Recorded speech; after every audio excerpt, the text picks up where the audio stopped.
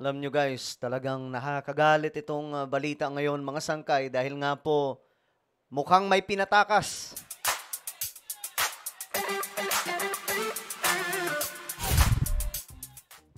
Hello, what's up guys? This is me. I'm back for another vlog.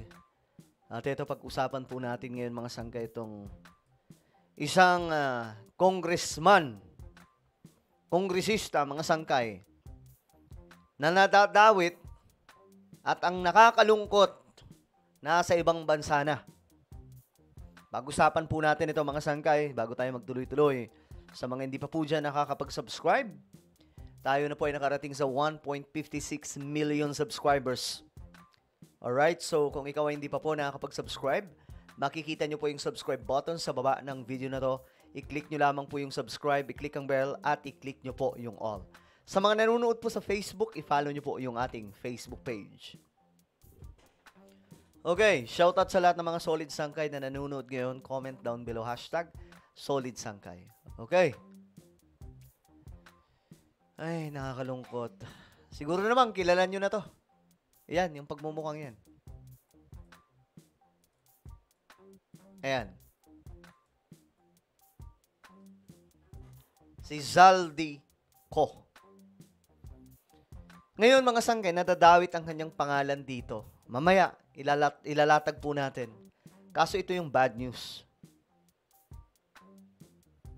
Kinumpirma umano ng Kongreso mula po sa spokesperson ng House na nasa United States na si Ako Bicol Representative Zaldi Co, ang dating chairperson ng House Committee of Appropriations para sa medical treatment.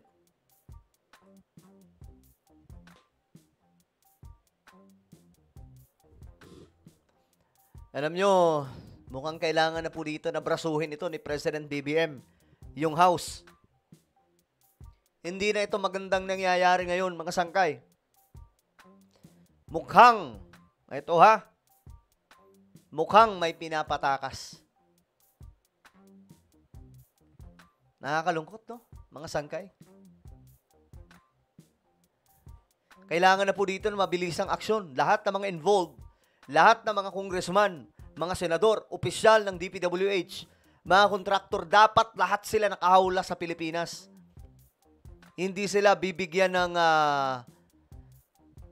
pagkakataon na makatakas sa ating bansa. Pinagmumukha na naman po tayong tanga dito eh. Pambihira. Ano ba mayroon dyan? Ito, panoorin natin. When you were here, I think the other week, meron kang sinasabi nga na yung issue sa iyo at the time na hinihingi mo yung report ng small committee. Wala yun. So hanggang hindi ba yun nakasaloob dun sa USB na gusto mong ibigay? Okay, ganito. Yung small committee report, wala na. Ayaw nga lang ibigay. Kaya nga kailangan si Zaldi ko lang diba? Magpaliwanag. Ang problema nga po, itong si Zaldi ko, hindi po pinapatawag ng Kongreso. Bakit nga ba hindi pinapatawag? Ayan o mga sangkay. Naku, malaki ang ano dito. Pananagutan ni Zaldi ko.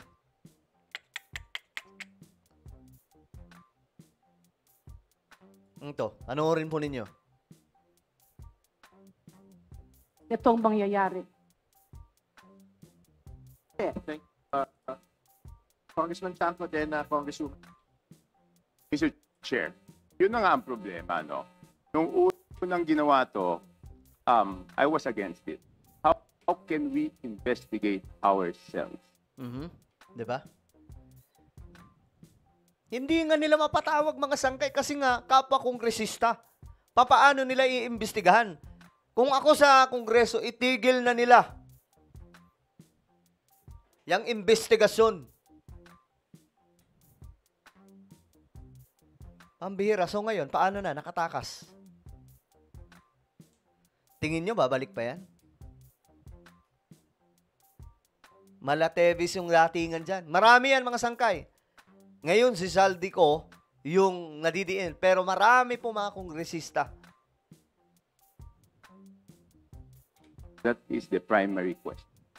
So kung ang isang congressman, sabi nyo kanina kahit sino masagasaan, wala tayong sasantuhin, kahit congressman, kahit senador. Eh kung ang congressman hindi pwedeng maging resource person at hindi natin pwedeng pa-testify under oath, eh di ibig sabihin sa usapang to, exempted ang congressman. Mhm. So paano tayo mag-iimbestiga? Paano tayo? Number one. Number two, Mr. Chair, here is the USB. Sinasabi, paano nagkaroon ng insert? Under the name of Congressman Saldico, ang insertion sa BICAM as proponent siya is 13,803,693,000.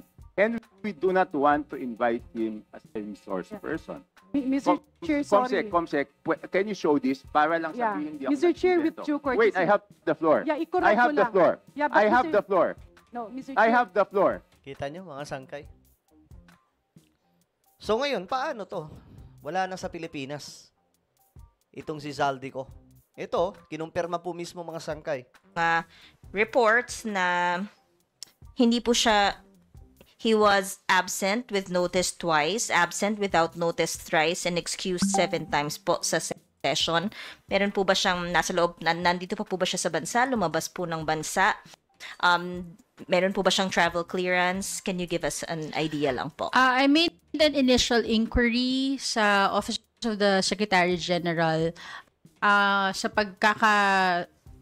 alam ko, he's currently out of the country. I understand he is nasa United States siya for medical treatment.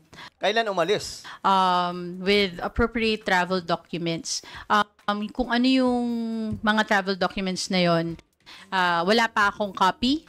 So I still have to coordinate further with the Office of the Secretary General.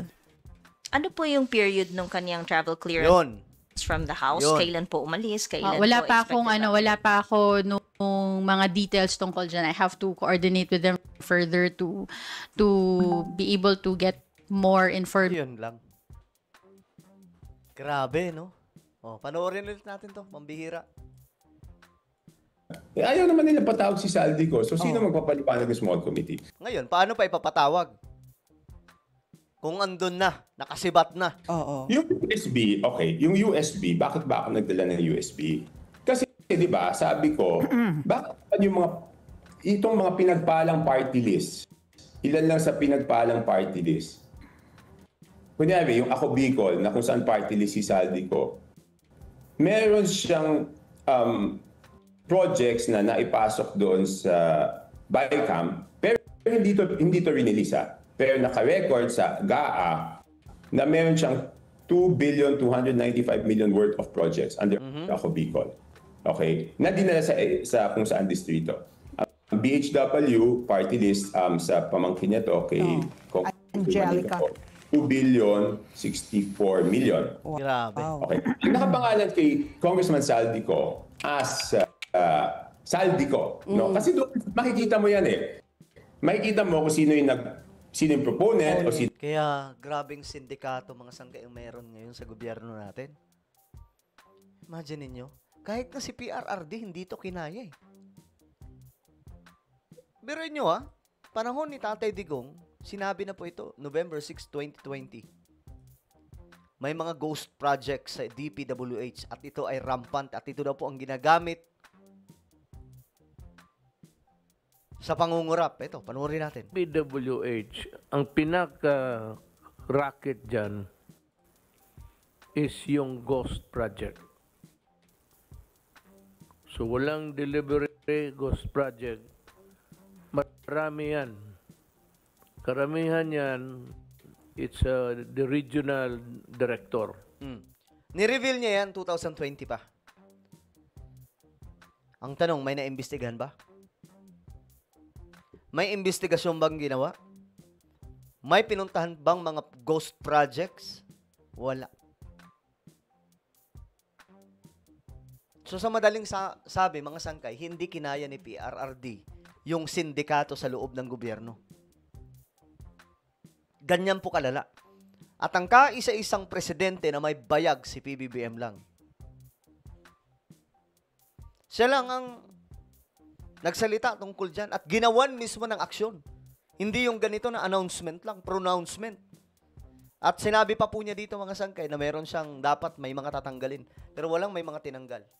Ni secretary ng DPWH sa Villar at that time, natapos na lang yung buong panunungkulan. Walang nangyari, walang tinanggal. Kung hindi dumating si BBM, wala mga sangkay, di po talaga natin malalaman yan. Ngayon, paano na si Saldico? Paano hahagilapin yan?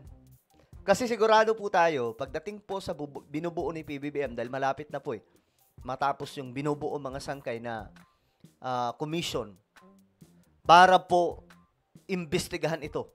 Binubuo po ito ng mga forensic investigators, mga prosecutors, lawyer, justices. Paano? Paano na to? Nasa ibang bansa na. Pinatakas. Nakdang toko. Grabe, no? Well, ano po ang inyong opinion? Comment down below. Meron po tayong YouTube channel, Sangkay Revelation. Hanapin nyo po ito ngayon sa YouTube. Kapag nakita nyo na, i-click nyo po yung subscribe, i-click ang bell, at i-click nyo po yung all. Ako na po ay magpapaalam. Mag-iingat po ang lahat. God bless everyone.